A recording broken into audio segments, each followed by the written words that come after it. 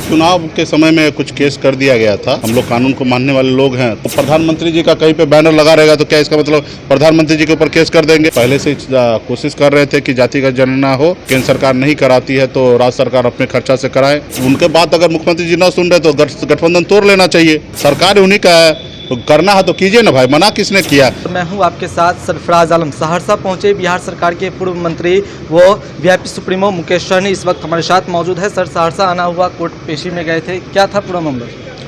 ये चुनाव के समय में कुछ केस कर दिया गया था आचार संहिता का, तो उसके लिए आए थे। और केस का जो प्रक्रिया है, हम लोग कानून को मानने वाले लोग हैं, तो केस के लिए जो संबंधित जो चीज़ें था उसको लेकर हम आज पेशी था तो हम पेश हुए। पप्पू यादव ने आचार संहिता को उल्लंघन मामले को लेकर उन्होंने एक बड़ी बयान दी थी कुछ दिन पहले कि इसका जो नियम है इसमें बदलाव आनी चाहिए क्योंकि परेशान किया जा रहा है इसको लेकर। हाँ, निश्चित तौर पे इसमें बदलाव की आवश्यकता है। और हमने कल भी हम दरभंगा कोर्ट में मैं गया था तो वहाँ से जज साहब से भी बात हुआ था, तो उनका भी कहना था कि आप ही लोगों को कानून में बदलाव लाना है।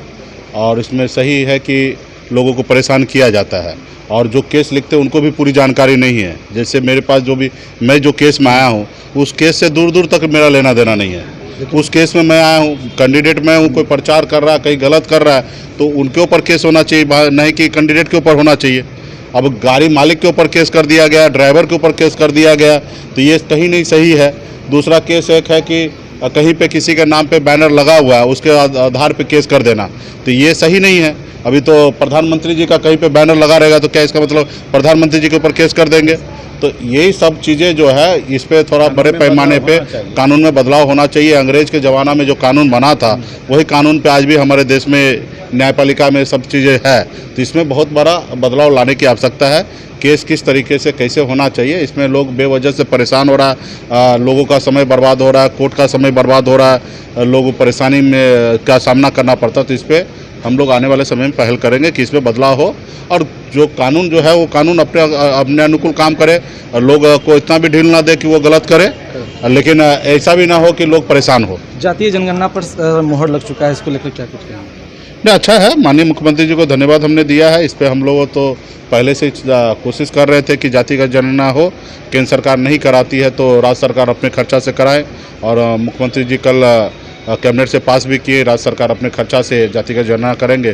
स्वागत योग्य है, पता चलेगा बिहार में किस जाति का कितना संख्या है, उसको उस आधार पे उनको लाभ मिले। तो इस सारे चीज़ें की जानकारी हो रही है और बिहार हमें लगता है कि पहला राज्य होगा कि अपने खर्चा से जल्द से जल्द करा ले। तो खाली मैं यही कोशिश करूँगा माननीय मुख्यमंत्री जी से, क्योंकि माननीय मुख्यमंत्री जी का बहुत ऐसा चीज़ें जो होता है वो सिर्फ पॉलिटिकल होता है, जैसे विशेष राज्य का दर्जा ये पॉलिटिकल है, तो उसी तरीके से ये पॉलिटिकल ना हो जाए इसके लिए काम हो। क्योंकि विशेष राज्य का दर्जा नहीं मिल रहा तो माननीय मुख्यमंत्री जी केंद्र सरकार का साथ छोड़ देना चाहिए, लेकिन केंद्र में साथ भी है और विशेष राज्य का दर्जा भी मांग रहे पिछले 15 साल से। तो ये भी ऐसा ना हो कि पेपर पे है और पता चला कि मुख्यमंत्री जी नहीं रहेंगे तब तक ये लटका हुआ रहेगा। एक टाइम सुनिश्चित हो कि 6 महीना में हो रहा है या 4 महीना में हो रहा है या 8 महीने में हो रहा है, ये टाइम सुनिश्चित हो। लोकसभा चुनाव से पहले ये लोगों के बीच में जागरूक हो जाए कि किस जिला में किस जाति समुदाय की क्या संख्या है। सर, एक सवाल और है, जाति जनगणना पर मोहर लगी उसके बाद बीजेपी के नेता मंत्री है नीरज कुमार बबलू, उन्होंने एक बड़ा सवाल खड़ा कर दिया है और जनसंख्या नियंत्रण कानून बनाने की मांग कर दी है नीतीश कुमार से। देखिए, पहले तो ये हो और उसके बाद उन्हीं का सरकार है ना, किससे मांग कर रहे हैं? उनके बाद अगर मुख्यमंत्री जी ना सुन रहे तो गठबंधन तोड़ लेना चाहिए। वो मांग किससे कर रहे हैं? सरकार उन्हीं का है, तो करना है तो कीजिए ना भाई, मना किसने किया? हम लोग मना कर रहे हैं या कोई विपक्ष में वो मना कर रहा है? आपका सरकार, आप कीजिए ना, बोल किसको रहे हैं? तो आप कीजिए, जब लगता है कि होना चाहिए तो वो आप कीजिए, मना किसने किया है?